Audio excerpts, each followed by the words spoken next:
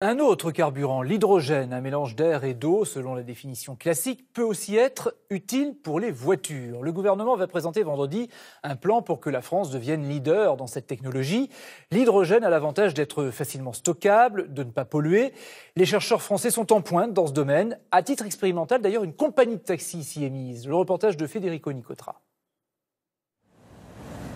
Pur comme le bleu du ciel. Cette nouvelle compagnie de taxis parisiens annonce la couleur zéro pollution.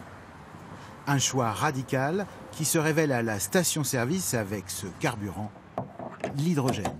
On fait un plein en quelques minutes avec un pistolet qu'on met dans la voiture comme si c'était une voiture à diesel ou à essence et on repart pour une autonomie comparable.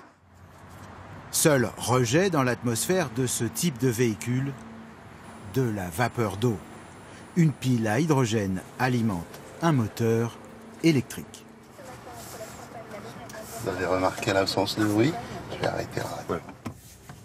L'hydrogène, un atout commercial convaincant. Le client voyage avec nous la conscience tranquille parce qu'au bout de son trajet, il n'a pas pollué du tout. Avec 75 véhicules à hydrogène, la première compagnie au monde vise les 600 voitures d'ici 2020. Mais avec des véhicules encore 2 fois plus chers que le diesel, il faudra faire encore quelques efforts pour convaincre tous les taxis.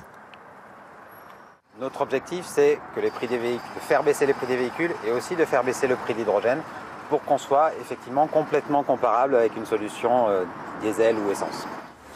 L'hydrogène qui alimente ces voitures est fabriqué par des électrolyseurs comme celui-ci. Grâce au courant électrique,